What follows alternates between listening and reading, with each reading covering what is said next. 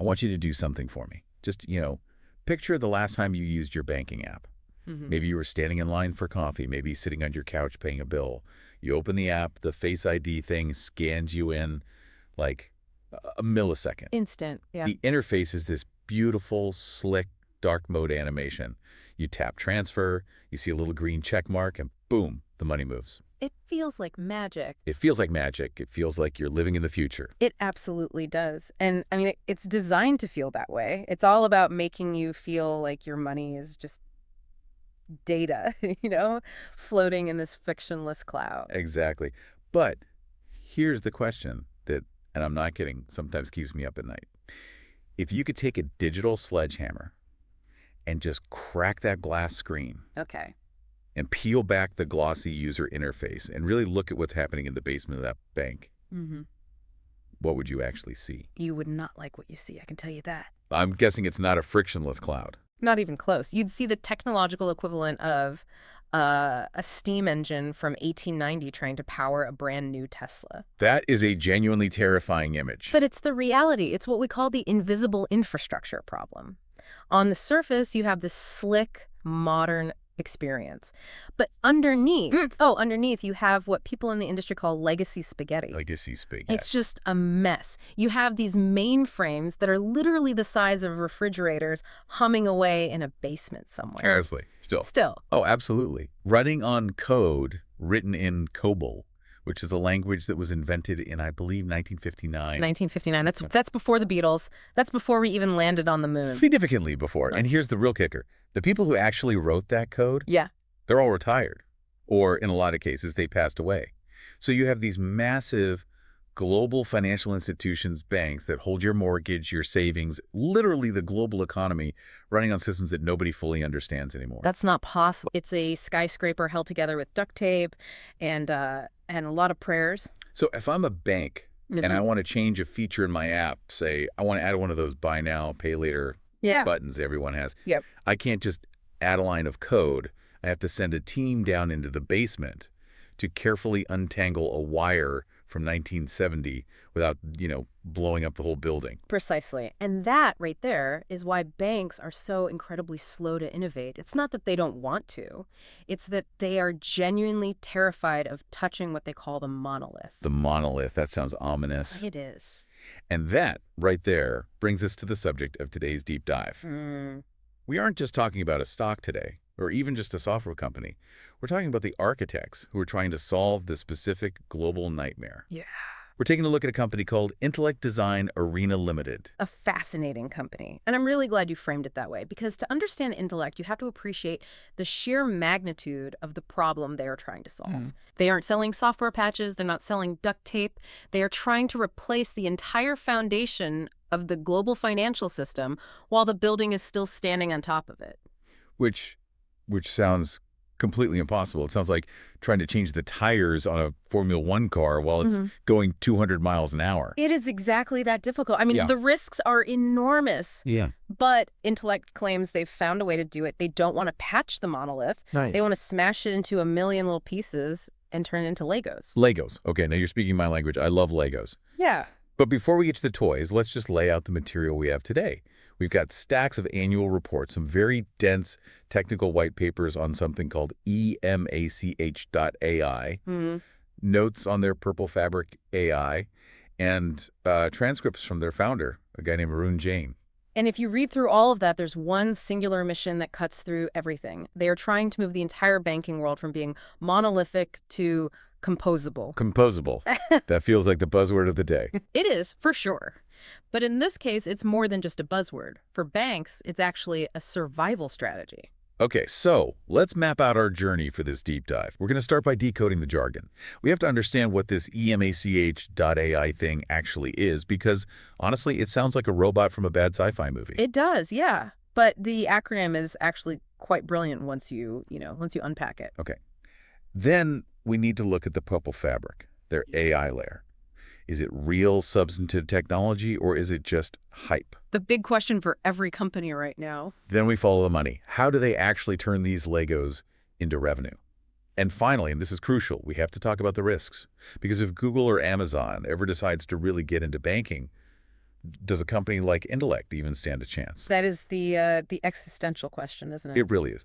Okay, let's dive in. Segment 1, the Lego revolution, or as the cool kids are calling it, eMACH.ai. Now, I consider myself pretty tech savvy. I know how to reset my router, but when I read eMACH.ai, I'll be honest, my eyes just glazed over. It really feels like alphabet soup. It is dense, I'll give you that. But let's treat it like a puzzle. eMACH. Each letter represents a core philosophy that directly counters the old way of doing things. All right, break it down for me. Start with the E. Okay, E stands for event-driven.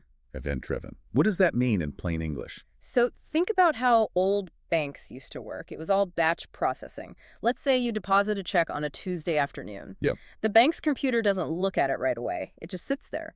Then, at midnight, the computer wakes up, collects all the checks from the entire day, and processes them in one giant batch while you're sleeping. Right. That's why my balance used to say pending for like 24 hours. Exactly. Yeah. The system was basically asleep at the wheel until the batch job ran. But the world doesn't work in batches anymore, right? The world is real-time. It's instant. Event-driven means the software reacts to a trigger, an event, instantly. You swipe your card at a coffee shop, that is an event. The system immediately wakes up, checks your balance, approves the transaction, updates the ledger, and sends a notification to your phone. All in, what, a few milliseconds? So it's the difference between sending a letter and sending a text message. That's a perfect analogy. In an event-driven world, everything is just a constant stream of data. The bank isn't waiting until the end of the day to figure out how much money it has. It knows right now. And that must be huge for things like fraud detection. Huge. If you swipe your card in London and then 5 minutes later an identical swipe happens in Tokyo, the system sees those two events and triggers a flag instantly. In a batch system, you wouldn't know until tomorrow morning, by which time your account is empty.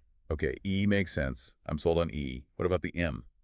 M is the big one. This is the core of the Lego concept, microservices. Right, so contrast this with the monolith we were talking about earlier. So in a monolithic system, that big steam engine, all the different parts of the bank are welded together into one giant piece. The code that handles your savings account is physically connected to the code that handles your credit card, which is, in turn, connected to the code that calculates interest rates. It is one giant, terrified blob of code. Terrified because no one wants to touch it. No one dares. So if you're a developer and you want to upgrade the credit card feature... You risk breaking the savings account. Or the mortgage department, or anything else. Because they all share the same database, the same logic, the same server. It's a house of cards. You pull out one card to look at it, and the whole thing just collapses. That explains so much. It explains why my banking app maybe gets a major update once a year, while my Instagram app seems to update every single Tuesday. Exactly. Instagram is built on microservices, and that's what Intellect does. They've taken that monolith and smashed it into, at last count, 386 specific, independent little pieces. 386 Legos. Exactly. One piece just handles calculate interest.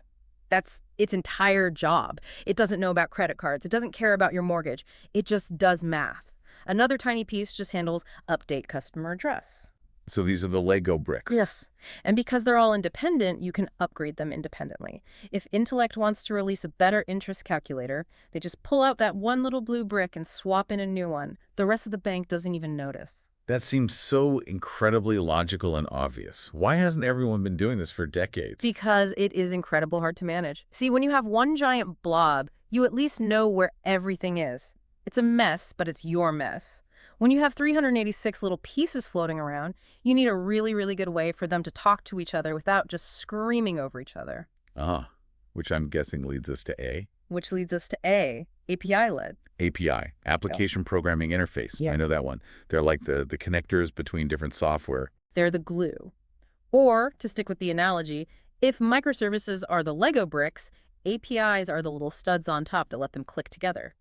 But Intellect goes a step further. It's not just that they have APIs, their whole philosophy is API-led. They have over 2,015 of them. Wow, over 2,000. So they don't just have connectors, they have a universal language. A language. Yes. An API is essentially a contract. The interest calculator brick...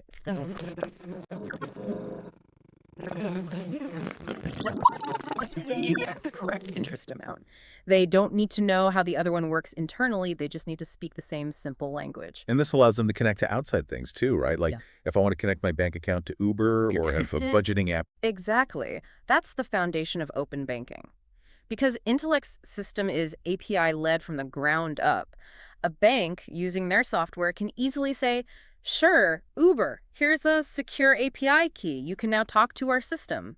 A legacy bank with a mainframe, good luck with that. They'd have to build a custom wire just for Uber, and it would take 6 months. Okay, EMA. We're halfway there. What's C? Cloud native. And this is all about where the software actually lives. Not in the basement next to the boiler. Definitely not in the basement. It lives on Amazon Web Services or Microsoft Azure or Google Cloud. But the word native here is the key. A lot of banks do what we call lift and shift. They take their old, clunky mainframe code, they put it on a server at Amazon, and they proudly announce they've moved to the cloud. It's like putting a steam engine in the back of a pickup truck and calling it a hybrid vehicle. It's exactly like that. It doesn't work. Cloud native means the software was born on the cloud. It was designed from day one to use the cloud's unique advantages. Like elasticity. Elasticity is the main one. Let's say it's Black Friday. Transaction volume suddenly spikes by 5,000%. A cloud-native system senses that load and automatically spins up more servers, more copies of the software to handle it. Then on Saturday morning when the rush is over, it shuts them all down to save money. So you only pay for what you use. Precisely. A mainframe can't do that. You have to buy enough computers to handle the single busiest day of the year, and for the other 364 days, they just sit there, idle, costing you a fortune in electricity and maintenance. Okay, that makes sense. And finally, H, headless. This one just sounds gruesome. It does, but it's actually incredibly liberating. In the old days, the head, which is the screen you see, the user interface, and the body, the back-end banking logic, were fused together. One thing, if the bank wanted to change the font on their website, they sometimes had to redeploy the entire application. That seems wildly inefficient. It's terrible. Headless means Intellect provides the body, all the logic, the math, the data, the security, and they don't care about the head. You, the bank, can build whatever head you want on top of it. So you can have a different look and feel for your mobile app versus your website. You can have a mobile app, a website, an app for an Apple Watch. You could even build a banking app for the Apple Vision Pro, where you move money around with your eyes. I mean, I don't really want that, but I guess someone might. Exactly. And with a headless system, you can build that crazy VR interface, and it just plugs into the same back-end logic. The body just says, I don't care if you're in virtual reality, just send me the transaction data via the API, and I'll process it. So eMACH isn't just a random collection of letters. It's a full-blown manifesto. It's basically saying, be real-time, be modular, be connected, be scalable, and be flexible. That is the architecture of the future of finance, and Intellect's big pitch is, we have already built this for you. You don't have to spend a decade and $1 billion trying to build it yourself. Okay, but talk is cheap. Right. Everyone has a great PowerPoint deck. Does this actually work in the wild? The sources we have mention a specific case, Sampath Bank in Sri Lanka. Why is that story so important? This is a perfect real-world example of what they call composable transformation. Oh. So you have to picture Sampath Bank. It's a major institution in Sri Lanka. The economy there is shifting. Digital adoption is exploding post-pandemic. And they have a problem. Okay. Their corporate banking and their SME, small and medium enterprise offerings are falling behind. Their systems are old. They can't launch new products fast enough. And normally, the CEO would have to stand up at a board meeting and say, okay, everyone, we need to replace our core banking system. It's going to take 5 years and cost $100 million. And everyone groans because during those 5 years, they can't launch any new products. They're frozen. They're just fixing the plumbing. It's a complete nightmare. But Sampath didn't do that. What did they do? They looked at Intellect's massive inventory, those 386 microservices, and said, you know what? We don't need to replace the whole bank. Our retail side is okay for now. We just need to fix the corporate banking part. So they went a la carte? They went completely a la carte. They essentially bought the specific Lego kit for corporate and SME banking. They implemented that kit alongside their old system. They didn't rip out the heart of the bank. They just performed a very precise, targeted arm transplant. That must be so much less risky. A massive reduction in risk and speed.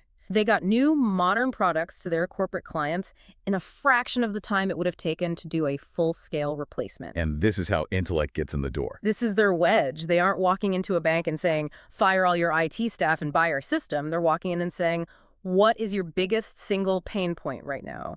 Is it treasury? Is it lending? Let's just fix that. It's the classic land and expand strategy. You get one Lego brick in the door, you solve one problem really well, and suddenly the bank realizes, hey, these bricks are pretty nice. Maybe we should buy the rest of the castle. Exactly. And if you look at their global footprint, this strategy is clearly working. They're in, depending on the report, somewhere between 57 and 61 countries.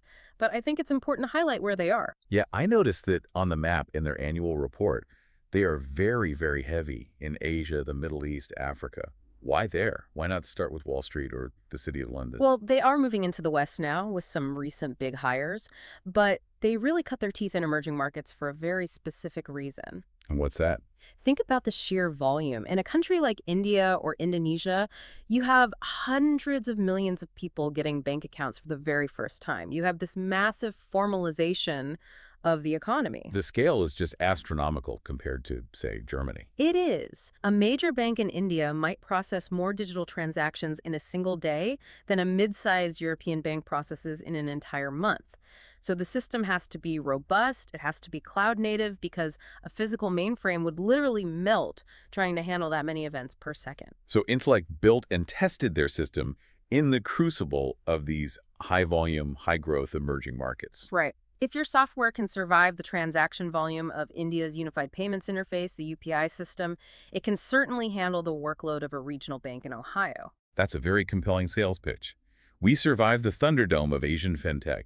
We can definitely handle your checking accounts. And now they're taking that battle-tested armor and they're going to the West. They've hired specific leadership for Europe and the UK. They're starting to go after the big Tier 1 banks. I want to shift gears a little bit to the philosophy, because we've talked about the mechanics, right? The Legos. But there's a human element here that seems important. The source materials keep mentioning design thinking. And this founder, Arun Jain. You really cannot understand Intellect without understanding Arun Jain. So who is he? Is he a coder by trade? A banker? He's a veteran of this industry. He founded a company called Polaris Software back in the 90s, and Polaris was a huge IT services giant.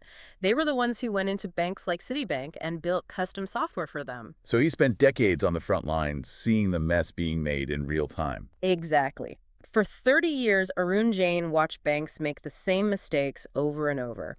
He watched them spend billions of dollars on custom code that was brilliant for a year, and then slowly, inevitably, turned into that legacy spaghetti. He had a front row seat to the problem he's now trying to solve. And he realized that the problem wasn't the code itself, it was the design. It was the fundamental approach. He talks a lot about first principles thinking. Right, that's a term you hear a lot from people like Elon Musk.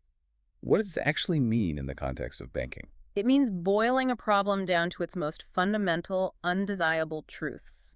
So let's take a loan, for example. What is a loan, really? Well, ideally, it's when I ask for money and you give it to me, and I eventually pay it back. At its absolute core, yes. It's an agreement, there's a disbursement of funds, there's a repayment schedule, and there's an interest calculation. That's it. Yeah. Whether you are in New York or London or Lagos, the fundamental physics of a loan are identical. Okay, I follow that. The local regulations change, of course. The interest rate caps might be different, the tax laws are different, the collateral requirements change, but the atomic structure of lending is universal. Right. So Arun Jain's big insight was, why do we keep rebuilding the entire lending engine from scratch for every single client? Why don't we build one perfect universal lending engine, the physics engine, and then just put a flexible configuration layer on top for all the local rules? And that's the zero-waste architecture concept I read about. That is exactly it. If you build the core correctly using first principles, you never have to throw it away. In the old days, software was bespoke. It was like getting a tailored suit. It fits you perfectly today. But if you gain 10 pounds, or if you try to sell the suit to someone else, it doesn't fit. You have to throw it out. But Intellect builds the fabric to be stretchy from the start. They build one-size-fits-all because the fabric itself is designed to be configurable. They have elementalized banking. And that philosophy led to their whole multi-product platform, right? It's not just core banking. They have iColumbus for, what is that, trade finance? Trade finance, yeah. iCredit 360 for lending. They even have a product called Quant for central banking. Wait, central banking, you mean like Federal Reserve level stuff? Yes. They actually work with central banks. I mean, that's the absolute top of the financial food chain. Wow. And they also have Cash Cloud, which is a platform for corporate cash management. Explain that one to me. Why is cash management a product in itself? So imagine for a second you're the treasurer of a massive multinational company, you're Toyota or Unilever. You have bank accounts in 50 different countries, in 30 different currencies, with a dozen different banks. Okay, a complex setup. And your CEO walks in and asks a simple question. How much cash do we have right now across the entire globe? And if all your banks are running on old school batch processing? You don't know. You have to say, I'll tell you tomorrow morning. And in the world of finance, that's a terrifyingly dangerous answer. Cash Cloud is a platform that pulls all that data together in real time. It's a single dashboard for the CFO to see every dollar, yen, and euro they own instantly. So they really have covered the entire life cycle of money. End to end, from the central bank that issues it, to the commercial bank that lends it, to the corporation that manages it, all the way down to the consumer who spends it. And that's why the composable model is so powerful, because once a bank buys one piece from them, the friction to buy the next piece is almost zero. You're already in the ecosystem. It's incredibly sticky. Okay, ecosystem, architecture, Legos, I get it. But we're recording this in 2026. If we don't talk about AI, I think our listeners are going to turn this off. We absolutely have to talk about AI. But I have to be honest with you. Every single company I look at now claims to be an AI company. It's like putting the word organic on a bag of potato chips. Is Intellect's AI strategy real, or is it just, a fresh coat of marketing paint? It's a very fair skepticism to have, a necessary one, I think. But Intellect seems to be doing something genuinely different here. They call their AI layer Purple Fabric. Which, I have to say, sounds like a psychedelic rock band from the 70s. It does. It really does. But the concept behind it is deadly serious. They frame it as the world's first open business impact AI platform. Now, let's just parse that for a second. The key issue with any AI in banking is one single word: trust. Right. Because if I ask ChatGPT to write a poem about a cat and it hallucinates a verse about a dog, it's funny. No big deal. Right. But if I ask a banking AI to process $1 million transfer and it hallucinates an extra zero, it's a catastrophe. It's a massive lawsuit. It's a multi-million-dollar regulatory fine. You simply cannot use creative generative AI loosely in finance. You cannot have what's called a black box. A black box being a system where you put data in, you get an answer out, but you have absolutely no idea how the system arrived at that answer. Exactly. And regulators, the SEC, the European Central Bank, all of them, they explicitly forbid black box decision-making for critical things like loan applications. If an AI denies your mortgage application, the bank must be able to explain in detail why. Because the computer said so is not a valid legal defense. So how does Purple Fabric solve this trust problem? Well, they focus on combining deterministic AI, which is rule-based, with the more advanced generative AI, and they have achieved a massive milestone that I think sets them apart: the ISO IEC 42001.2023 certification. Usually when someone reads me an ISO number, my brain just shuts down. But you said milestone, so I'm assuming this is a really big deal. It is the gold standard for AI governance. It is a certification for an entire AI management system. It proves to auditors and regulators that Intellect has governance, traceability, and safety protocols built into the very core of their AI. It's a piece of paper that tells a bank's board of directors, you can use this AI and you won't go to jail. It's basically an insurance policy for the chief information officer. That's a great way to put it.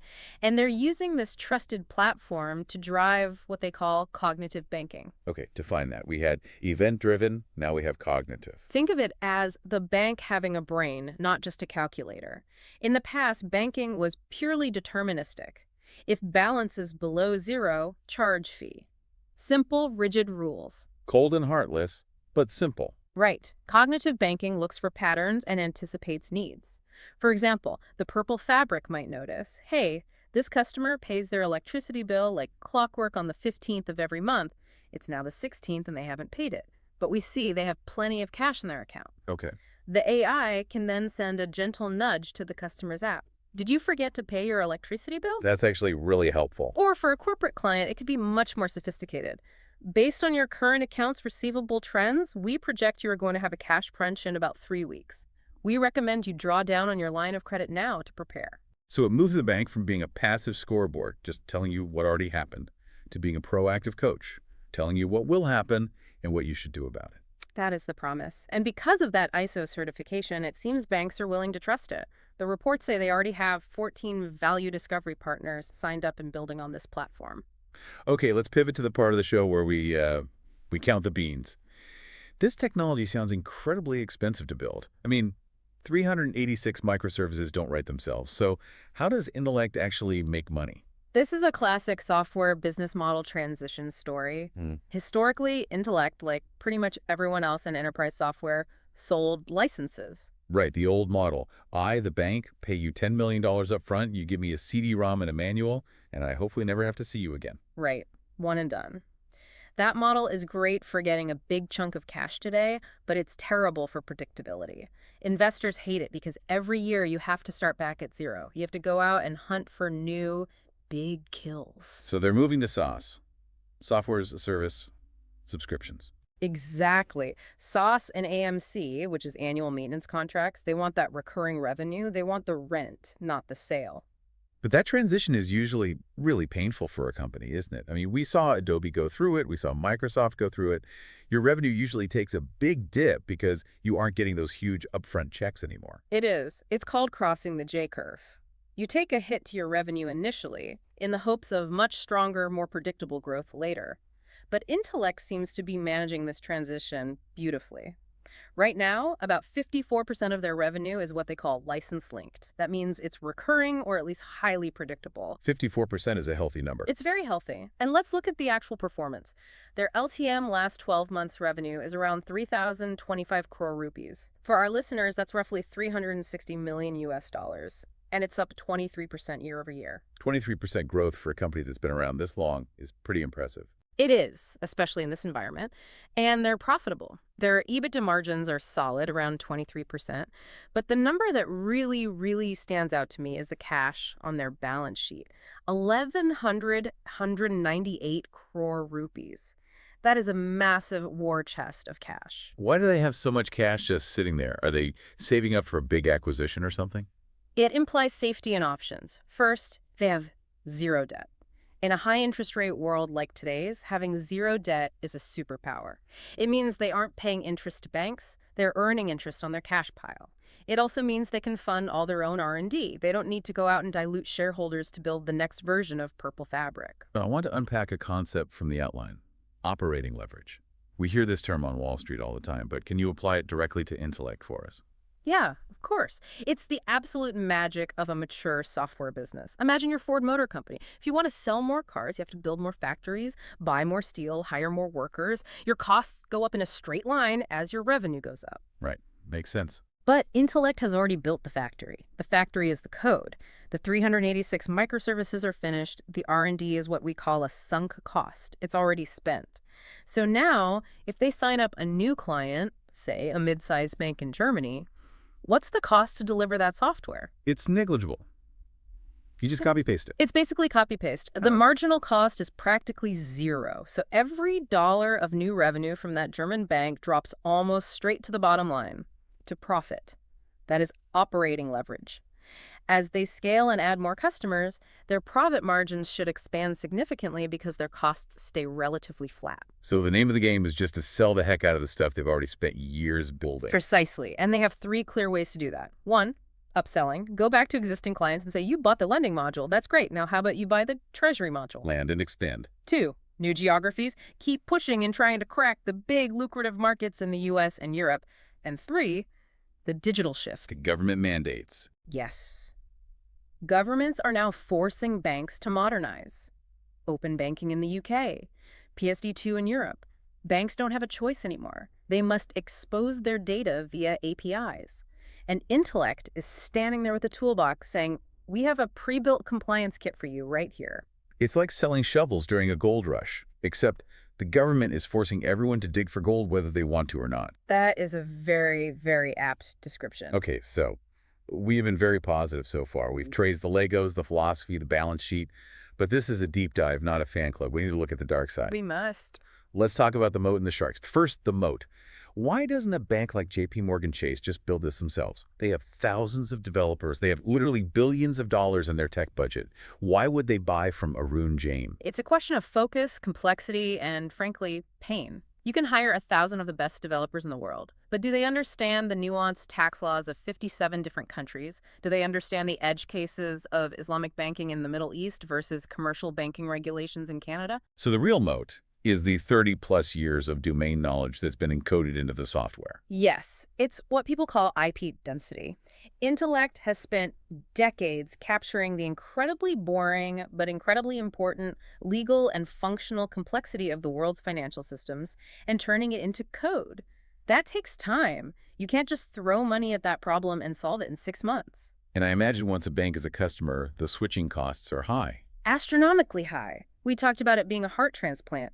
Once a bank installs Intellect's system as its core, they are married to it. The pain, the cost, the risk of ripping it out is so incredibly high that Intellect gains enormous pricing power. They can raise their prices every year, and the bank will almost certainly pay.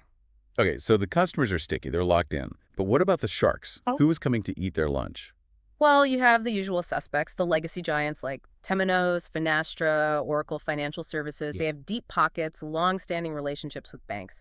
They are fighting tooth and nail for every one of these big transformation contracts. But I'm honestly more worried about the non-usual suspects, the hyperscalers. You mean Google, Amazon, Microsoft? Exactly. Right now, Intellect runs on AWS, their partners. But what if Amazon's leadership wakes up one day and says, you know what? We process more payments than anyone on Earth. We run the world's infrastructure. Why don't we just offer a bank-in-a-box service directly? That is a very real and very scary threat. If the infrastructure providers decide to move up the value chain from selling shovels to actually digging for gold, they could commoditize companies like Intellect overnight. So what's the defense against that? The only real shield is regulation. Does Google really want to be regulated like a bank? Do they want the SEC and the Fed crawling all over their business? Probably not. Yeah. Being a bank seems miserable from a compliance standpoint. Exactly. They much prefer to sell the cloud shovels and let someone else deal with the massive regulatory headache. So that risk is there, but it's mitigated by the sheer pain of compliance. Okay, but here's the risk that truly scares me. We talked about AI as a benefit, as a feature. But isn't it also the ultimate disruption? What about agentic AI? Ah, yes. The AI that can not just talk, but can actually act and write its own code. Right. If we get to a point in the next 5 or 10 years where I could just tell an AI, write me a suite of microservices that can handle all student loan processing for the state of California, and the AI writes perfect, secure, tested code in 10 seconds, then what is the value of Intellect's pre-built inventory of 386 microservices? This is the software is dead argument. If the act of writing code becomes free and instantaneous, then selling pre-written code is a very bad business to be in. Exactly. If the AI can build the Legos for you on demand, why would you ever buy the pre-made kit from the store? It's a profound and deeply unsettling question for the entire software industry. The counter-argument and what Intellect would say is that the value isn't in the syntax of the code, it's in the semantics. It's knowing what to tell the AI to write. So you still need the architect to draw the blueprints. You still need the architect. Intellect would argue that in an AI-driven world, their role shifts from bidding the bricks to designing the castle. They become the expert prompt engineers of the financial system. But you're right. If AI becomes truly godlike at coding, the barriers to entry in this market would drop to almost zero. 2 people in a garage could theoretically build a competitor to Intellect in a month. That is a wild thought. A multi-billion-dollar moat just evaporated by a chatbot. It's the technological singularity that we're all kind of staring at. And finally, we can't ignore the boring but very real risk: geopolitics and regulation. It's boring until it destroys your stock price, yeah. Intellect operates in over 57 countries. That means they have to deal with 57 different sets of data sovereignty laws. The laws that say all Indian customer data must stay on servers within India, or no financial data from the EU can leave the EU. Exactly. Managing that is a logistical nightmare. If they make one mistake and accidentally route German banking data through a server in Mumbai, they could be hit with a GDPR fine that could wipe out an entire quarter's profit. Or if a war breaks out, or there's major political instability in a region where they have a lot of clients, that revenue just freezes up overnight. Correct. They are fundamentally exposed to the volatility of the emerging markets they serve so well. Currency fluctuations, political instability, it's all part of the package when you're a global company. So it's not a slam dunk. It's a company with what seems like a brilliant architecture and a massive opportunity. But they are absolutely swimming in dangerous waters. That is the nature of the beast. High reward requires navigating very high risk. Okay, let's try to bring it all home. We've covered a lot of ground today, from steam engines to purple fabric. If you had to summarize the entire Intellect Design Arena thesis in just one sentence, the elevator pitch for the listener who's been with us this whole time, what is it? I would say this. Intellect is the architect in a world of crumbling buildings. They offer what might be the only viable path for the world's banks to modernize without blowing up their own foundation. They are betting everything on the idea that the future of money is composable, built from smart, connected pieces, and that trustworthy AI will be the cement that holds it all together. They are the Lego masters of finance. That's it. Perfectly put. And I want to leave our listener with one final provocative thought, something to chew on after we sign off. Go for it. We talked about how Intellect is democratizing this technology, how Sampath Bank in Sri Lanka can now use the same fundamental lending engine as a huge Tier 1 bank in London. They're all using the same set of Legos. Same underlying physics, yeah. Right. So my question is this. If every bank is eventually running on the same shared microservices from Intellect or one of their competitors, and every bank is using the same purple fabric AI to make its decisions, then what actually differentiates one bank from another anymore? That is the billion-dollar question, isn't it? Are we moving toward a world where banking as a function is just a utility layer provided by a handful of tech companies like Intellect? And the bank brands that we know, Chase, HSBC, Citibank, are they just becoming marketing wrappers? Just different stickers on the exact same engine? It's very possible. In that future, your bank might just be a user interface, a headless top layer. The actual banking, the mechanics of it, just becomes a commodity, a set of code running in the background. The brand becomes the UI. The bank becomes the code. And the code belongs to the architects. Something to think about the next time you tap your banking app and see that little green check mark. Mm-hmm. You aren't just looking at your money. You are looking at a quiet battleground for the entire future of financial infrastructure. Absolutely. That's it for this deep dive. Thanks for listening. Stay curious. We'll see you next time.